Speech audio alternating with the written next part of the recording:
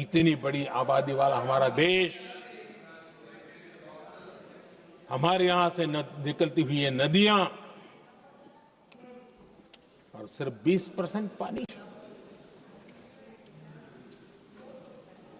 और 80% पानी उन्होंने उसको दिया जो देश खुलेआम भारत को अपना दुश्मन करार कर देता रहा है, दुश्मन कहता रहा।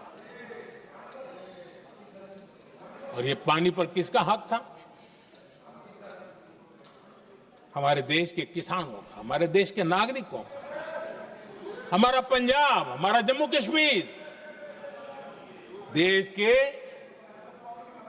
एक बहुत बड़े हिस्से को इन्होंने पानी के संकट में धकेल दिया, इस एक कारण से। और राज्यों के भीतर भी पानी को लेकर के आपस में संघर्ष पैदा हुई है, प्रतिस्पर्धा पैदा हुई, और उनका जिस पर हक था उस पर पाकिस्तान मौज करता रहा। और ये दुनिया में अपनी डिप्लोमेसी के पाठ पढ़ाते रहते हैं। आदरणीय अध्यक्ष जी, अगर ये ट्रीटी न होती तो पश्चिमी नदियों पर कई बड़ी परियोजनाएं बनती। पंजाब, हरियाणा, राजस्थान और दिल्ली, वहां के किसानों को भरपूर पानी मिलता, पीने के पानी की कोई समस्या नहीं रहती। औद्योगिक प्रगति के लिए भारत बिजली बना पाता। इतना ही नहीं, नेहरू जी ने इसके उपरांत करोड़ों रुपए भी दिए ताकि पाकिस्तान नहर बना सके।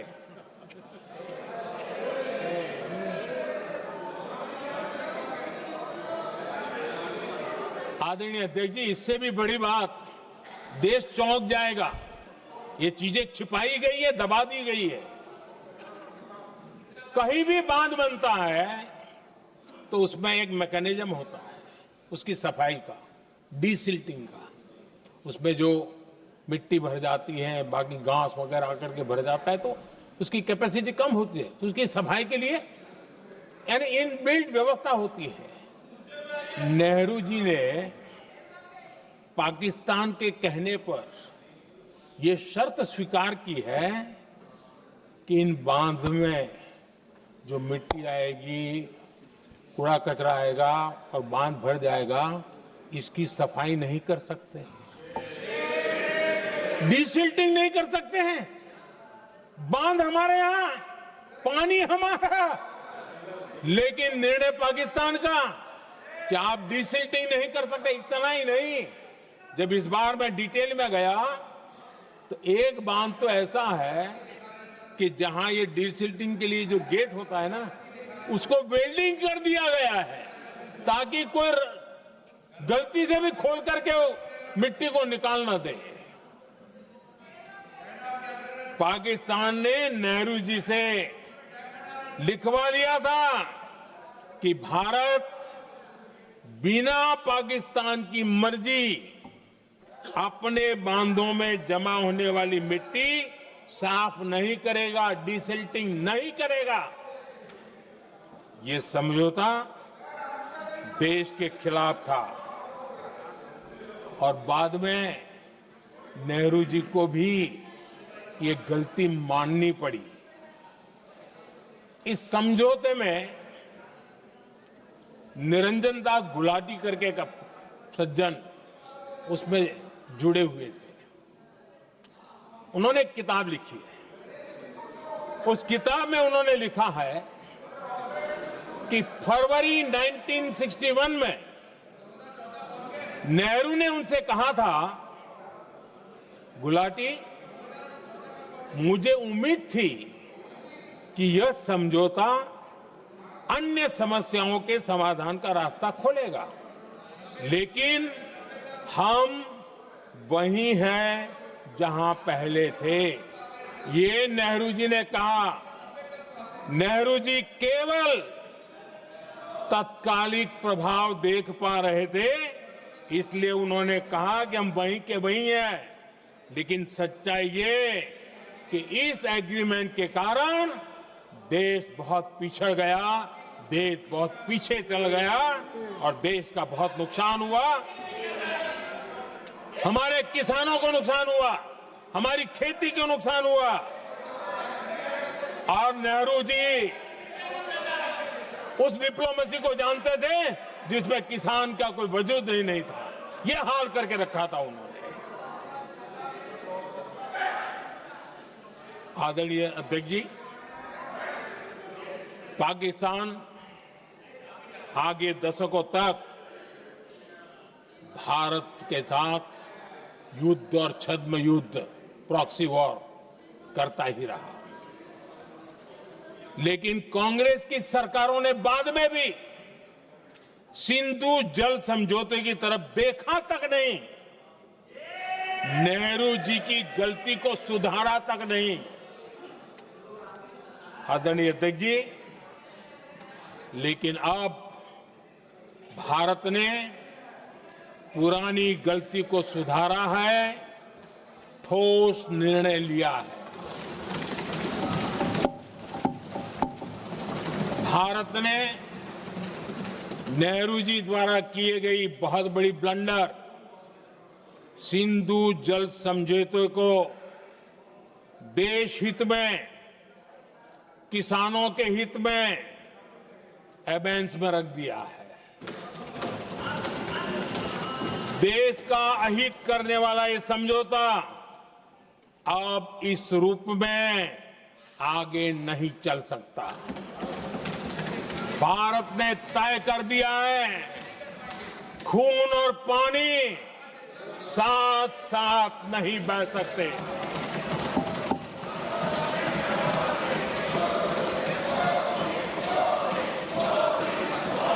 माननीय सदस्य, आप बहुत देर हो गई, आप उपनेता हैं, ये तरीका आप बैठे बैठे टोकते हैं। प्लीज, ये शोभा नहीं देता आपके लिए। बैठिए बैठिए बैठिए आदरणीय, शोभा नहीं देता आपका। अध्यक्ष जी, आप उपनेता, अपनी मर्यादा बना के रखें। चलिए बैठिए। वहां बैठे साथी आतंकवाद पर लंबी लंबी बातें करते हैं। जब ये सत्ता में था, जुड़े हुए हैं, जब इनको राज करने का अवसर मिला था, तब देश का हाल क्या है, क्या रहा था, वो आज भी देश भूला नहीं है। 2014 से पहले देश में असुरक्षा का जो माहौल था, अगर वो आज याद भी करे ना, तो लोग सिहर जाते हैं। आदरणीय अध्यक्ष जी, हम सबको याद है, जो नई पीढ़ी के बच्चे हैं उनको पता नहीं है, हम सबको पता है। हर जगह पर अनाउंसमेंट होता था, रेलवे स्टेशन पर जाओ, बस स्टैंड पर जाओ, एयरपोर्ट पर जाओ, बाजार में जाओ, मंदिर में जाओ, कहीं पर भी जाओ, जहां भी भीड़ होती है, कोई भी लावारिस चीज दिखे छूना मत, पुलिस को तुरंत जानकारी देना, वो बम हो सकता है। हम 2014 तक यही सुनते आए थे, ये हालात करके रखा था। देश के कोने कोने में यही हाल था। माहौल ये था कि जैसे कदम कदम पर बम बिछे हैं और खुद को ही नागरिकों ने बचाना है। उन्होंने हाथ ऊपर कर दिए थे, अनाउंस कर दिया। आदरणीय अध्यक्ष जी, कांग्रेस की कमजोर सरकारों के कारण देश को कितनी जानें गंवानी पड़ी, हमें अपनों को खोना पड़ा। आदरणीय अध्यक्ष जी, आतंकवाद पर लगाम लगाई जा सकती थी। हमारी सरकार ने 11 साल में ये करके दिखाया एक बहुत बड़ा सबूत है। 2004 से 14 के बीच जो आतंकी घटनाएं होती थी, उन घटनाओं में बहुत बड़ी कमी आई है। इसलिए देश भी जानना चाहता है, अगर हमारी सरकार आतंकवाद पर नकेल कस सकती है तो कांग्रेस सरकारों की ऐसी कौन सी मजबूरी थी कि आतंकवाद को फलने फूलने दिया। आदरणीय अध्यक्ष जी, कांग्रेस के राज में आतंकवाद अगर फला फूला है तो उसका एक बड़ा कारण इनकी तुष्टीकरण की राजनीति है, वोट बैंक की राजनीति है। जब दिल्ली में बाटला हाउस एनकाउंटर हुआ, कांग्रेस के एक बड़ी नेता के आंख में आंसू थे, आतंकवादी मारे गए इसके कारण। और वोट पाने के लिए इस बात को हिंदुस्तान के कोने कोने में पहुंचाया गया। आदरणीय अध्यक्ष जी, 2001 में देश की संसद पर हमला हुआ था। तब कांग्रेस के एक बड़े नेता ने अफजल गुरु को बेनिफिट ऑफ डाउट देने की बात कही थी। आदरणीय अध्यक्ष जी, मुंबई में 26/11 का इतना बड़ा आतंकी हमला हुआ, एक पाकिस्तानी आतंकी जिंदा पकड़ा गया। पाकिस्तान की मीडिया ने, दुनिया ने यह स्वीकार किया कि पाकिस्तानी है, लेकिन यहां कांग्रेस पार्टी इतना बड़ा पाकिस्तान का पाप, इतना बड़ा पाकिस्तानी आतंकी हमला, और ये क्या खेल खेल रहे थे? वोट बैंक की राजनीति के लिए क्या कर रहे थे?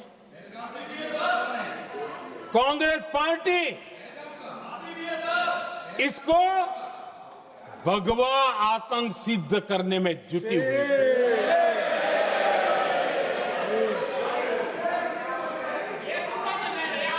कांग्रेस दुनिया को हिंदू आतंकवाद की छड़ी बेचने में लगी हुई थी। कांग्रेस के एक नेता ने अमेरिका के बड़े राजनयिक को यहां तक कह दिया था कि लश्कर-ए तोयबा से भी बड़ा खतरा भारत के हिंदू ग्रुप है। यह कहा गया था। तुष्टीकरण के लिए कांग्रेस ने जम्मू कश्मीर में भारत का संविधान, बाबा साहब अंबेडकर का संविधान, उसे जम्मू कश्मीर में पैर नहीं रखने दिए, इन्होंने घुसने नहीं दिया, उसे बाहर रखा। तुष्टीकरण और वोट बैंक की राजनीति के लिए कांग्रेस हमेशा देश की सुरक्षा को बलि चढ़ाती रही। आदरणीय अध्यक्ष जी, तुष्टीकरण के लिए ही कांग्रेस ने आतंकवाद से जुड़े कानूनों को कमजोर किया। गृहमंत्री जी ने आज विस्तार से सदन में कहा है, इसलिए मैं इसको रिपीट करना नहीं चाहता। आदरणीय अध्यक्ष जी,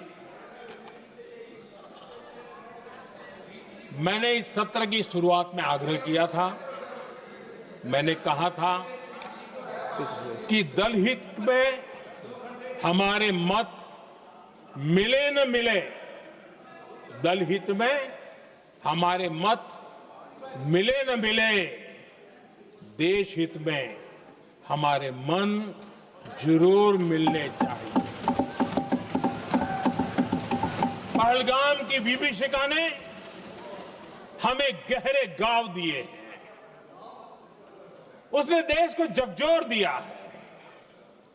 इसके जवाब में हमने ऑपरेशन सिंदूर किया, तो सेनाओं के पराक्रम ने, हमारे आत्मनिर्भर अभियान ने देश में एक सिंदूर स्पिरिट पैदा किया है।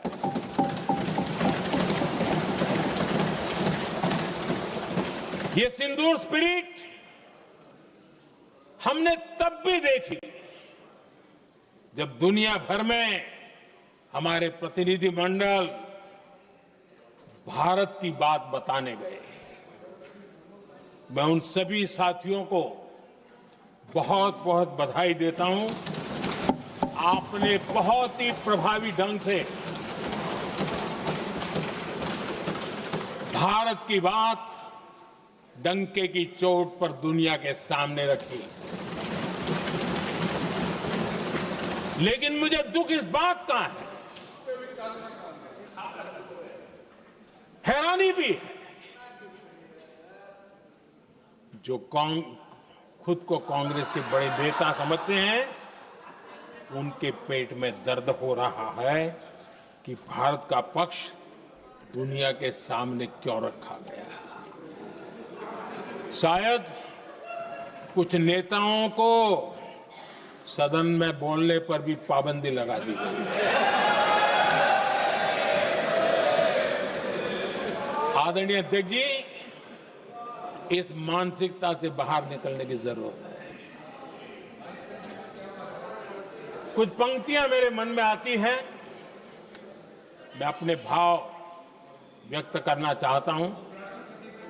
आदरणीय अध्यक्ष जी, करो चर्चा और इतनी करो, करो चर्चा और इतनी करो कि दुश्मन दहशत से दहल उठे। दुश्मन दहशत से दहल उठे। रहे ध्यान बस इतना ही, रहे ध्यान बस इतना ही, मान सिंदूर और सेना का प्रश्नों में भी अटल रहे। हमला मां भारती पर हुआ अगर, तो प्रचंड प्रहार करना होगा। दुश्मन जहां भी बैठा हो, हमें भारत के लिए ही जीना होगा। मेरा कांग्रेस के साथियों से आग्रह है कि एक परिवार के दबाव में पाकिस्तान को क्लीन चिट देना बंद कर दें। जो देश की विजय की क्षण है, कांग्रेस उसे देश के उपहास का क्षण न बनाए। कांग्रेस अपनी गलती सुधारें। मैं आज सदन में फिर स्पष्ट करना चाहता हूं, अब भारत आतंक की नर्सरी में ही आतंकियों को मिट्टी में मिलाएगा।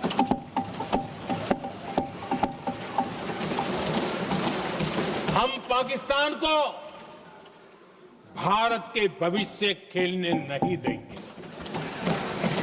और इसलिए ऑपरेशन सिंदूर खत्म नहीं हुआ है, ऑपरेशन सिंदूर जारी है। और ये पाकिस्तान के लिए भी नोटिस है। वो जब तक भारत के खिलाफ आतंक का रास्ता रोकेगा नहीं, तब तक भारत एक्शन लेता रहेगा। भारत का भविष्य सुरक्षित और समृद्ध होगा, यही हमारा संकल्प है। इसी भाव के साथ मैं फिर से सभी सदस्यों को सार्थक चर्चा के लिए धन्यवाद देता हूं।